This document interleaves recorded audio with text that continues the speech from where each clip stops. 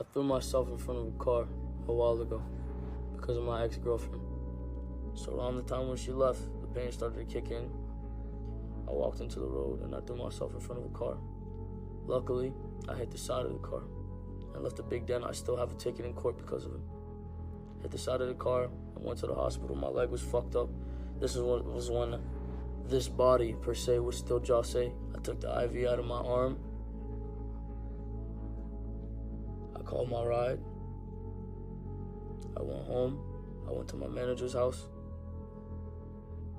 And I tried to put a fork in a fucking wall slide. I was too pussy to do it. That was the last time I tried to kill myself.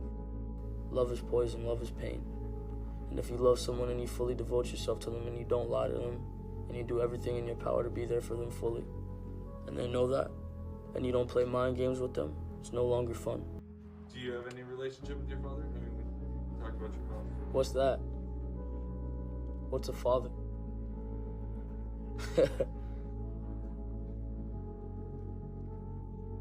What do people want people to know about me? Can I twist that question? Sure. This is what I want people to know. The whole point of the human race and the human mind in itself is evolution. Whether it's evolution spiritually, physically, period. Evolution. The purpose from birth is creation. That's all humans do. Everything around you was created. You were created. That table over there created, this chair created, this mic created, that camera created, that hat created. The whole point of the human race in itself is creation.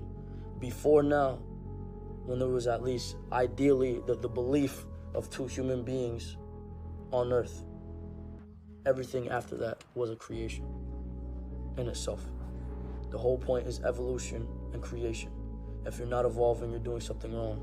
So anything that takes away the power of your mind is keeping you still and delaying your evolution. The whole point of life is evolution. Study your laws of the universe. The law of attraction, the law of abundance, the law of equivalent exchange. Study your laws, the laws of cause and effect, the karmic cycle. Study your laws. Dwell into your mind, meditate.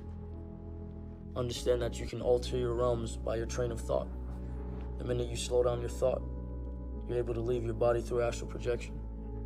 You're only enslaved if you can't control your mind.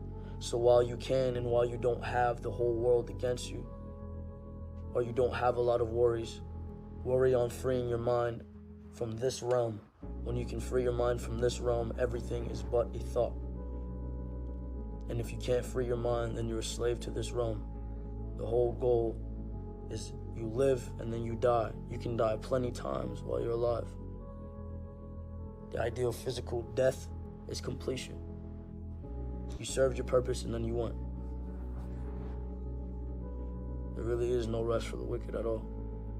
I can't astral project, so I'm going to teach everybody else to do it to free their minds and their souls. There's two types of people, or supporters or fans in music.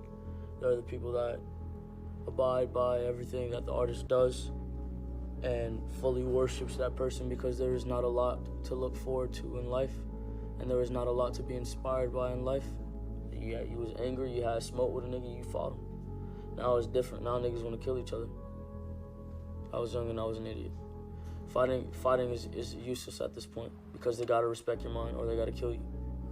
And if they gotta kill you, that says a lot about their mind. If they gotta put their hands on you, that means that their mind and their words weren't powerful enough.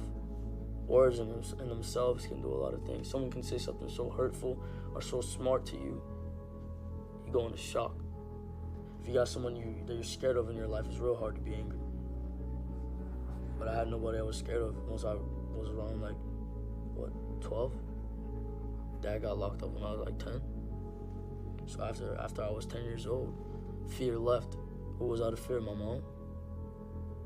Was out of fear some stranger? Fear left, so anger replaced it. That was a problem. I feared nobody. So my anger took control, and whenever anybody would do anything to me, I would act out on it. Fear left, anger took control. Now people bring knives to school. I keep a fucking knife on my hip. I keep a knife on my hip because I don't want to fight no more. People don't want to fight no more. So that's even that's not a conversation no more. Because if I say anything to a nigga and they got a pistol on them and they fear me, they're gonna put a bullet in my brain right in there, fighting. No, I'm not looking for a fight anymore, nor was I. I just did it because I had to sometimes. It makes a good person. Someone with ideals, someone with motives. Someone that cares about others, someone that can think broad rather than narrow-minded. Someone that's not afraid to take risks. Someone that's not afraid to feel pain.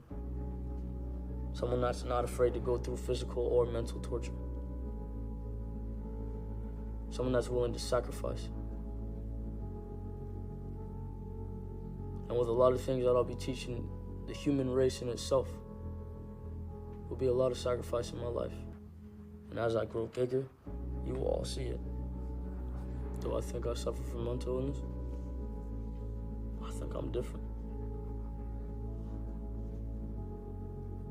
And that's the last thing I'll say on the video.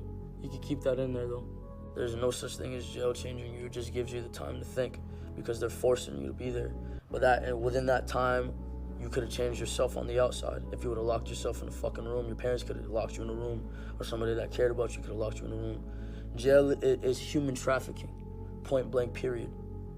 If I didn't have this time alone to become strong, I would have been like every other human being in the world with a weak mind, conformed, and using their parents as a crutch.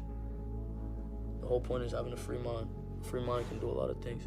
Everybody has to realize I'm still young. I still got space to fuck up. So as far as permanently judging me, bro, a fucking year from now, all of these people will be worshiping me. If I don't die, let's hope I don't die.